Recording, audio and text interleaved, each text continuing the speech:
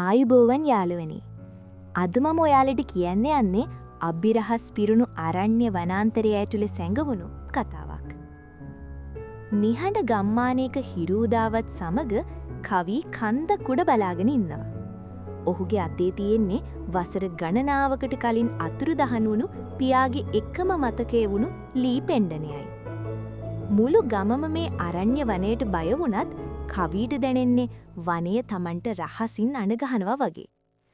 ඔහු තීරණය කරනවා තමන්ගේ පියාට මොකද වුණේ කියලා හොයන්න තමන්ගේ හිතවන්ත මිකුවත් එක්කගෙන මේ භයානක වනයේට ඇතුළු වෙන්න. වනයේ ඇතුලේ තියෙන්නේ අමුතුම නිහඬතාවයක්. උස ගස් අතරින් එන අභිරහස් හඬවල් මැදින් යනකොට ඔවුන්ට මුණ ගැසෙනවා ලීනා කියන දිරිය කැල්ලව. ඇය අතේ තියෙන පැරණි සිතියමෙන් හෙළිවෙන්නේ මේ වනයේ සැඟවුණු අති විශාල බලයක් ගැනයි.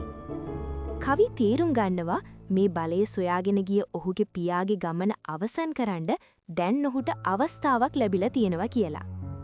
ඔවුන් සිතියමේ මඟ පෙන්වීමෙන් පැරණි ගල් ස්මාරකයක් සොයා ගන්නවා.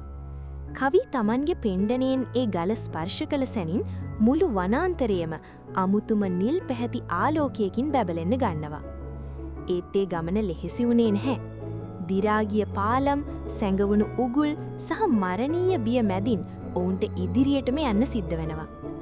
බය නැති කරගෙන එකිනෙකා කෙරෙහි විශ්වාසය තැබූ තැන වනයේම ඔවුන්ට මඟ පෙන්වන්න පටන් ගන්නවා. මඟ අවසානයේදී ඔවුන්ට මුණ දෙන්න වෙන්නේ වනයේ ආරක්ෂකයා වුණු යෝධ ගල් රූපයකටයි. එහි බියකරු ගර්ජනාවට මුළු පොළවම දෙදුරුම් කනවා. ඒත් කවි තීරුම් ගන්නවා මේ ආරක්ෂකයාව පරාජය කරන්න ඕනේ සටනකින් නෙමෙයි Tamanගේ පියා සතු වුණු ඒ අවිහිංසක ආදරයෙන් සහ කරුණාවෙන් කියලා. ආරක්ෂකයා නිහඬවන විට ඔවුන්ට හමුවන්නේ වනයේ ජීවය රැඳුණු හිතා ගන්න බැරි තරම් ලස්සන දිදුලන ස්ෆටික කාමරයයි. එහිදී කවිට ලොකු තීරණයක් ගන්න වෙනවා. මේ අපිරිමිත බලය Taman සතු කරගෙන ලෝකයම පාලනය කරනවාද? නැටිනම් පියා වගේම එය ආරක්ෂා කරනවාද? කවි Tamanගේ පියාගේ අඩිපාරේ යමින් ඒ බලය ආරක්ෂා කරන්න තීරණය කරනවා. ඒ අවංක තීරණයත් එක්ක අරණ්‍ය වනය නැවතත් සුවපත් වෙලා අලුත් ජීවයකින් බැබලෙන්න ගන්නවා. කවිට දැනෙනවා Tamanගේ පියාගේ ආත්මය දැන් සතුටින් සැනසී ඉන්නා බව. අවසානයේදී ඒ උතුම් වගකීමත් ඉටු කරලා කවි Tamanගේ මිතුරන් එක්ක සතුටින් නැවතත් ගම්මානය බලා පියමනිනවා.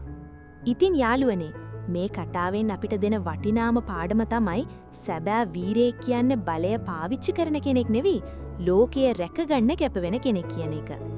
මේ කතාවට ඔයාලා කැමති නම් අනිවාර්යෙන්ම අපේ channel එක subscribe කරන්න. ඊළඟ වීර කතාවෙන් ඉක්මනින්ම හමු වෙමු.